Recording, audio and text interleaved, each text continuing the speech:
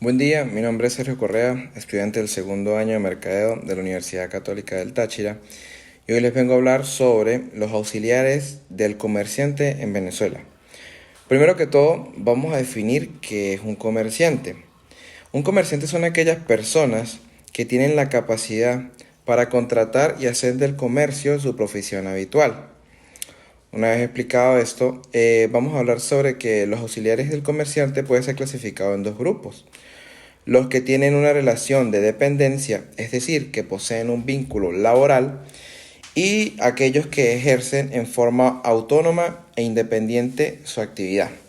Son aquellos que prestando frecuentemente sus servicios a varios comerciantes. Los auxiliares con relación de dependencia, primero que todo vamos a conseguir que todos tienen algo que ver con el comerciante, y lo cual lo identifican como principal o como patrono, que es un término que se ha consagrado por el derecho del trabajo. Por lo demás, ninguno de ellos es comerciante porque todos ejercen el comercio en nombre de un tercero, es decir, su principal, y no bajo su nombre propio. En este caso vamos a conseguir lo que es el famoso factor. El factor, según el Código de Comercio, lo define como el gerente de una empresa o establecimiento mercantil, que es aquel que administra por cuenta del dueño, o sea, es decir, un trabajador. Es el auxiliar del comerciante con las facultades más amplias de todo el grupo que vamos a conseguir acá. Podemos conseguir que en el artículo 95 del Código de Comercio nos dice que el factor debe ser constituido por un documento registrado, que se anotará en el registro de comercio y se fijará en la sala de las audiencias del tribunal. ¿Cuál es la naturaleza jurídica y facultades del factor? Su naturaleza jurídico-comercial se identifica por ser un sector de la doctrina como una relación de mandato. Este factor ejerce la representación principal en el sentido de que procede en nombre de este. Es decir, que su naturaleza viene siendo dada por su patrono. En este mismo factor vamos a conseguir que el artículo 96 del Código de Comercio nos habla sobre el contrato y las operaciones a ejercer por parte de los factores, y en los documentos que éste firma que obran a su poder. El artículo 97 nos dice que si los factores omitieron la expresión de que obran por poder, quedan personalmente obligados a cumplir los contratos que acordaron, pero se entenderá que han hecho por cuenta de sus principales en los siguientes casos: cuando el contrato corresponda al giro ordinario del establecimiento que administran; si hubieran contratado por orden del principal, aunque la operación no está comprendida en el giro ordinario del establecimiento. Otra es que si el principal hubiera ratificado expresa o tácitamente el contrato, aunque se haya celebrado sin su orden. Si el resultado de la negociación se hubiera invertido en provecho del principal. En todos los casos, los terceros que contrate con el factor pueden dirigir sus acciones contra este o contra el principal, pero nunca contra ambos. Y por último, no puede haber confusión entre esa representación general y el mandato concebido, en términos generales, que no comprende más que los actos de administración. Esto se encuentra en el artículo 168 del Código de Comercio.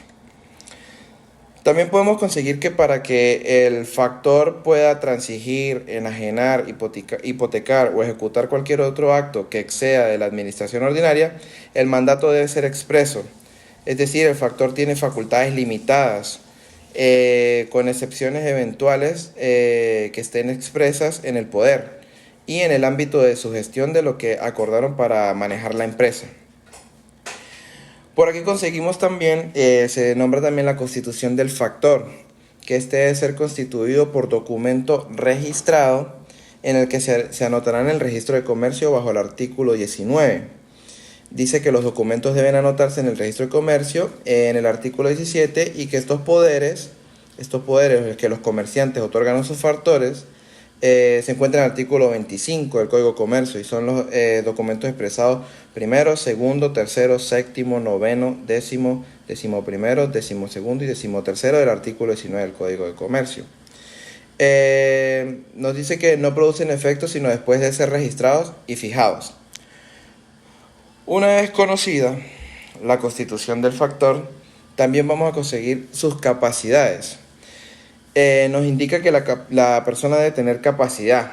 Esto se encuentra en el artículo 1172 del Código Civil. Y nos dice que no se requiere que el representante tenga capacidad para obligarse, basta que él sea capaz de representar a otro conforme a la ley. Y que el acto no esté prohibido al representado. Si la voluntad del representante está viciada, el acto se anula, es anulable, siempre que el representante no haya hecho sino expresar la voluntad de quien lo representa. Acá conseguimos la prohibición de comercio. El factor no puede competir con su principal, o sea, con quien lo representa. O sea, no puede abogar o trabajar por su cuenta. Tampoco puede el factor tomar interés en nombre propio o ajeno. Esto lo encontramos expreso lo encontramos en el artículo 98 del Código de Comercio. Y en un caso de que haya una contravención o una disputa, se aplicarán al principal las utilidades que produzcan las negociaciones, quedando las pérdidas por cuenta de aquellos. Vamos a conseguir también en otra parte la actuación procesal del factor, es decir, las extensiones de los poderes amplias y eventuales, así como también sus limitaciones. Conseguimos que en el artículo 137 del Código de Comercio nos dice que las personas que no tengan libre ejercicio de sus derechos deberán ser representadas o asistidas en juicio, según las leyes que se regulen en su estado o capacidad. El artículo 115 del Código de Comercio nos dice que están obligados a absolver posiciones en los juicios mercantiles. Es decir, que su mandato no les dé facultades para ello, los factores, los representantes legítimos de la compañía, sobre hechos que tengan conocimiento personal. Por último, la representación del artículo 99 del Código de Comercio nos dice que los dependientes no obligan a sus principales en los contratos que celebren, a menos que estos le hayan conferido expresamente la facultad de ejecutar en su nombre determinadas operaciones de su giro. Es decir, que si el dependiente recibe la capacidad de abogar y de hablar bajo su jefe o quien lo representa, tiene que ser explícito o tácito en un documento. Conseguimos la revocación del factor cuando es la relación entre el principal y el factor y puede ser concluida por cualquiera de las partes. Pero la revocación de los poderes del factor no puede ser opuesta a los terceros de buena fe, por operaciones realizadas con posterioridad a la revocación. Además, esto debió haberse hecho público por los periódicos o circulares, según lo expresa el artículo 106 del Código de Comercio. ¿Cuál es la importancia principal de este factor? Está en determinar la naturaleza jurídica de la situación. Por otra parte, también conseguimos al agente. El agente es un intermediario profesional, generalmente independiente. Eso es lo común. En esta parte conseguimos que el artículo 100 nos expresa o nos dice que la autorización para firmar la correspondencia, girar, aceptar o endosar letras de cambio o libramientos se suscribe a las obligaciones en las que sea dependiente del dependiente viajero. Deben otorgarse por escritura pública que se anotará y fijará según lo que estipula en el artículo 95. También conseguimos el comisionista. El comisionista es aquel que ejerce actos de comercio en su propio nombre por cuenta de un comitente, es decir, por otra persona. El comitente no tiene acción contra la persona con quien ha tratado el comisionista y recíprocamente. Esta no la tienen contra el comitente.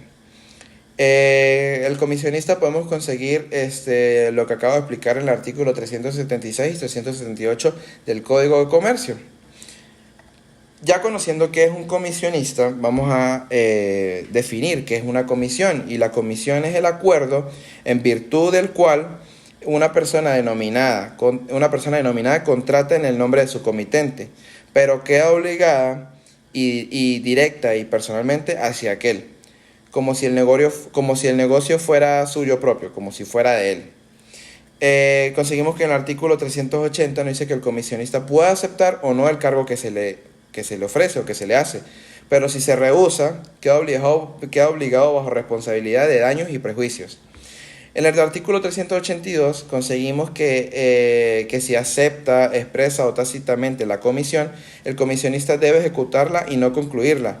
Y si no lo hace, sin causa legal, responderá al comitente de los daños y perjuicios que le sobrevengan, que le acontecen. Por último, el artículo 388 se prohíbe que los comisionistas representen en un mismo negocio intereses opuestos, sin consentimiento expreso de los interesados. Es decir, no puede realizar acciones sin nombrar a su comitente, sin que su comitente esté al tanto de la situación. Por último, vamos a conseguir lo que vendrían siendo los dependientes. Y los dependientes son empleados subalternos que el comerciante tiene a su lado para que le auxilien en operaciones. Es decir, que obran bajo su dirección. Todo esto bajo el artículo 94 del Código de Comercio. El artículo 100 nos habla sobre los contratos, los que celebra el dependiente con las personas a quienes su principal le haya dado a conocer como autorizado para ejecutar algunas operaciones de tráfico y su obligación al principal. El artículo 101 nos menciona que los dependientes encargados de vender por menor se reputan autorizados por cobrar el producto de las ventas que hicieron, pero deberán expedir a nombre de sus principales los recibos que otorguen o que generen. Los dependientes tendrán igual facultad cuando sean dependientes que venden por mayor, siempre que las ventas se hagan al contado y que el pago se verifique en el mismo almacén al que le trabajan o en el que sirven. El artículo 102 del Código de Comercio dice que los asientos de los dependientes encargados de la contabilidad se hacen en los libros de sus principales. Tienen el mismo valor que son hechos por estos. El artículo 103 nos indica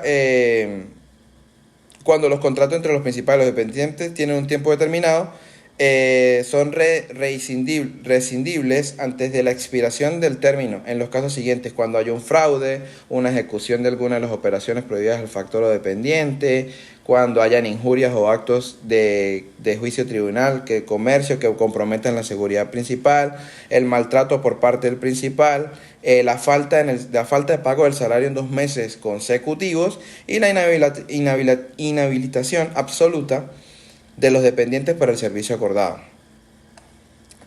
Por último, seguimos con el artículo 104, que nos dice que no habiendo determinado tiempo en el contrato, cualquiera de las dos partes puede darlo como cumplido, avisando a la otra con 1 mes de anticipación. Y lo importante es que el principal podrá despedir al dependiente antes de vencer el mes, pero tiene que pagarle su sueldo correspondiente o acordado que se fijó para esa mensualidad. El artículo 105 nos dice que los factores dependientes tienen derecho a un salario estipulado, aun cuando no prestan sus servicios en 2 meses continuos, si fuese por accidente inculpable.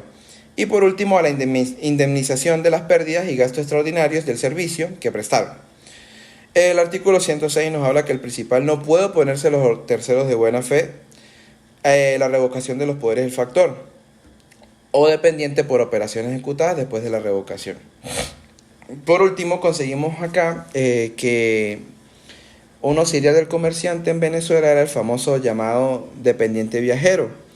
El viajero es una expresión que se utilizaba con anterioridad y fue un personaje muy útil cuando las comunicaciones eran difíciles.